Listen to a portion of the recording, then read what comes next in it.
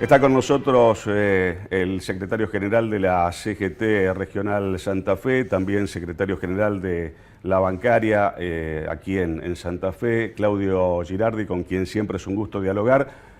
Más todavía en este tiempo, en esta semana, estas horas previas a una nueva medida de fuerza, un paro nacional que obviamente está siendo muy seguido de cerca y muy comentado. Claudio, gracias por la presencia. No, gracias a vos, como siempre, por la invitación y de esta forma podés expresar una opinión desde el movimiento obrero. Se ha llegado hasta acá, bueno, después de una cantidad de cosas que han pasado y que vienen sucediendo en la República Argentina, y el movimiento obrero, el movimiento de los trabajadores, de alguna manera pone un límite, dice basta, y plantea esta medida de fuerza, ¿no? Nosotros advertíamos en la campaña electoral lo que podía pasar con Milei. Esto no justifica los errores del gobierno de Alberto Fernández, al contrario, pero sí sabíamos que esto era peor. Y que el ajuste le iba a pagar lo que él definió como la casta, que somos la clase social trabajadora, en cualquiera de sus aspectos. El pasivo, digamos, el jubilado, pensionado, el desocupado que vive changas, el trabajador no registrado, el registrado, el monotributista, el kiosquero, el almacenero, el dueño de la tienda, todos los que laburamos de una u otra forma, no solamente el que tenemos un recibo de sueldo, es la casta la cual nos hace pagar todos los costos, que arranca con una devaluación de principio de su gobierno en diciembre, sigue después con un intento de cambio de fórmula jubilatoria, sigue con el decreto 70/23 del DNU, sigue con esta ley de base o mega ley, que ahora la cambian y la disfrazan, pero sigue siendo lo mismo, sigue con las privatizaciones, sigue con los tarifazos, sigue con cero inversión en obra pública, sigue apretando a los gobernadores y no mandándole plata, lo cual desfinancia las provincias. Digo, y podemos enumerar un sinnúmero de cosas, es decir, de todas las que enumeramos no hay ninguna cosa que le sirva a la clase trabajadora. Y a pesar de que no estábamos bien, esto la complicó más. Se aumentó un 3,2% el nivel de pobres en el primer trimestre del año 2024 en el gobierno del actual presidente Milei. Muchos pobres pasaron a ser indigentes, y lo que preparan en esta mega ley achicada pero igual de dura, que tiene media sanción en diputados y pasa a senadores, es muy grave cuando habla de que los lugares donde hay hasta 5 trabajadores ya no son más en relación de dependencia, sino lo hablan como una especie de monotributista, que van a facturarle a quien es el dueño de ese negocio, esa empresa. Entonces se termina la relación de dependencia, digamos, no hay derecho a nada, no hay derecho a una licencia, no hay derecho a absolutamente nada, porque vos sos un monotributista que facturás por tu área de trabajo, por tu tipo de trabajo, por tu calidad de trabajo, etc. Le pegan también implementando nuevamente el impuesto a las ganancias, que es grave, pero además, a la par de que le pegan en ganancia a los trabajadores, a la par hacen un blanqueo fenomenal, donde hasta $100.000 no van a cobrar absolutamente nada. Si vos blanqueas $100.000 y no te cobran absolutamente nada, arriba de $100.000, si lo haces en el primer trimestre, solamente pagás el 5%, y lo peor aún es que si blanqueaste en el gobierno de Macri, no se te controla para no permitirte blanquear ahora. Che, hace 6 años blanqueaste, para un poquito, no. Se permite blanquear. Y en el fondo la cuestión está lo que le dijo Milei a los grandes empresarios en Yabo Yabo. No sé si ustedes recuerdan, que es héroe aquel empresario que evade. Sí, digo, eso es gravísimo, porque si eso lo dice cualquiera de nosotros, nos llama un fiscal y nos pide explicaciones por qué dijimos eso. Evadir es un delito. ¿Qué es más grave y más peligroso? ¿El tema de la ley bases o el DNU, o las dos cosas? Voy a ponerlo con un chiste. Ambas las dos, diría el chiste, ¿no? Ambas las dos. A ver, ¿por qué ambas? Porque algunas cosas tiene uno y otras cosas tiene otro. Y decirle a la gente que el DNU, mientras no se opongan las dos cámaras de senadores y diputados, las dos, sigue vigente. Por lo tanto, la ley de senadores se opuso, pero la ley de diputados, la Cámara de Senadores se opuso y la Cámara de Diputados todavía no lo trató. Sigue vigente, excepto el tema laboral, que la CGT, con la cabeza de los abogados laboralistas, uno es el doctor Topet, que vino acá a estar con nosotros en una charla en la CGT, llevó adelante la defensa y hoy está parado todo lo que sea dentro de ese DNU, aquellas cosas que atacan a las leyes laborales y los derechos laborales. En el caso también te decía de esta mega ley, tiene además escondido otras cosas, como es esta situación de ingresar capitales sin ningún tipo de control, que ya están los organismos internacionales diciendo, ojo con esta ley, que pueden llegar a traer plata de cualquier lugar. Es decir, quien blanquea, ingresa capitales por 200 millones de dólares. ¿Quién le va a preguntar dónde lo sacó? ¿Qué va a confesar ese empresario? No, mire, es porque no pagué leyes laborales, es porque evadí impuestos IVA, es porque evadí en tal lugar, porque a lo mejor evadió en otro país. Entonces digo, y se transforma en un delito. Entonces, como no va a explicar, puede ser también del narcotráfico, puede ser de delitos muy complejos. Esto se lo están... El GAFI, que es un organismo internacional de control del lavado de dinero, está diciendo, ojo con esto, que esto es peligrosísimo si pasa en Argentina, porque puede el narcotráfico salir o la venta ilegal de armas a blanquear plata. Y otras cuestiones que están pasando también en esta mega ley, tiene que ver con un impuesto que se paga sobre las propiedades, sobre el patrimonio, que más allá del nombre que le quieran poner a otra, está beneficiando no a aquel que tenga 3 departamentos y va a pagar un poquito menos. Hay 160.000 argentinos sobre 45 millones que tienen miles de millones de dólares. Entre todos, hablan de más de 400.000 millones de dólares entre efectivo y propiedades en Argentina y en el mundo, que en el plazo de 5 años pagarían un sexto de lo que están pagando. Es decir, le hago la carga a los trabajadores con ganancia y exceptúo los 160.000 más ricos.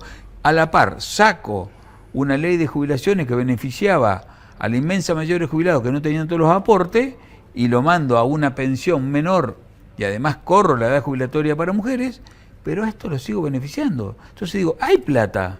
El problema es cómo se distribuye la plata y ese es el fondo de la cuestión. Claudio, lo que pasó en la Cámara de Diputados en cuanto a la votación de la ley bases, bueno, ya lo sabemos, ya lo conocemos, ya sabemos cómo votó más o menos cada uno. Ahora viene lo del Senado. Escuché, no sé si a Moyano o a Daer decir que estaban a 4 votos de poder detener esta cuestión en el Senado. ¿Están así? Sí, no, se está cerca de pararlo, pero también nosotros debemos hacer nuestra tarea. Por cada provincia hay 3 senadores. 2 por quien ganó la elección y 1 por quien salió segundo. Nosotros ya hablamos con el senador Lewandowski, que es el senador con base justicialista en el frente, sin ninguna duda se va a oponer, ya lo hablamos muchas veces. Hoy le estamos pidiendo, porque no podemos dialogar con los senadores que tiene el gobernador, que salga el gobernador a pedirle que esto lo pare. Ya los 2 diputados que tiene, la diputada y el diputado, que son del sector que gobierna la provincia, votaron a favor del diputado. Bueno, decíamos nosotros, señor gobernador, para que esto no avance, para que usted no sea un rehén del presidente, para que estas políticas no se ajusten, dígale a los ADE y al senador que está con ella, que no lo voten, que voten en contra, porque alguien le tiene que poner límite a mi ley. ¿Y qué ha respondido el gobernador? No, yo creo que lo que están planteando, primero el gobernador salió a plantear al principio, cuando salió estas 2 bases legislativas, una el DNU y la otra, planteó que era una cuestión de forma. Nosotros decíamos, no, de forma y de fondo, que lo más problemático es el fondo, además de la forma. Y él sostiene que como hay modificación de algunas cuestiones y les prometen platas a los gobernadores, la tienen que votar. Y nosotros decimos que esto es el suicidio de varias provincias, es el suicidio del federalismo en la República Argentina. Pero además, ¿por qué decimos que de fondo? Un gobernador que ha sido electo por una amplia mayoría histórica en la democracia del 83 a la fecha. Un gobernador que jura por Alfonsín y lo pone como ejemplo a su modelo de gestión. Que se enfrentó Alfonsín a los capitales estos foráneos y duros, no puede salir a apoyar este tipo de medidas. Y yo le digo algo al gobernador que lo tome con el mayor cuidado posible y respeto. No se es duro con los más débiles y se es blando con los más duros. Lo paso en cosa concreta. No sirve amenazar a los trabajadores por un palo cuando les recibiste 5 y 5 de paritaria para descontarle el día y te sentás a negociar apretado con el presidente y aflojás. Digo, nosotros te vamos a acompañar, gobernador, si vos vas a pelear y defender los intereses de la provincia. Y los intereses de la provincia no son solo los números que tiene el Estado. Son todo lo que nos pasa a los ciudadanos y ciudadanas santafesinas, al mundo del trabajo, a los clubes, a la gente, a las cajas de jubilaciones. Digo, ¿por qué? La Nación no transfiere la plata del fondo educativo, no transfiere la plata para el transporte público, no transfiere las partidas especiales, no hace obra pública, le debe 13.000 millones de dólares, 13.000 millones de pesos a la caja de jubilación de la provincia y el ajuste va a venir a los trabajadores jubilados o a los activos. Entonces digo, señor gobernador, me parece que se está equivocando, que hay que salir, de la misma forma que se lo decimos al gobernador de Santa Fe, se lo decimos a otros gobernadores, la mayoría de Cambiemos y un par del justicialismo que estarían prestando a algunos legisladores para que esta ley salga, alguien lo tiene que parar, porque este ajuste no termina acá, Gustavo, este ajuste termina en esta etapa y dentro de 20 días vuelven con la segunda andanada y Milei se los dijo claro a todos, que no quiere escuchar, que no escuche. Quiere hacer desaparecer el Estado. Entonces, si vos juraste por Alfonsín, querés un Estado fuerte y sano. Es la contraparte de lo que propone Milei, la otra parte. ¿Este paro nacional es paro y movilización o paro únicamente? Solamente paro. Únicamente paro. Solamente paro, y esto tiene que ver con que el paro es de 24 horas e incluye el transporte. Entonces, no hay forma de garantizar una movilización multitudinaria si no hay transporte público. Claro, entonces, solamente paro 24 horas, el día jueves de las 0 a las 24 paro. La inmensa mayoría de organizaciones gremiales va a plantear sin presencia en lugar de trabajo. Algunas van a estar porque sienten presiones del sector empresario sobre trabajadores, van a estar presentes.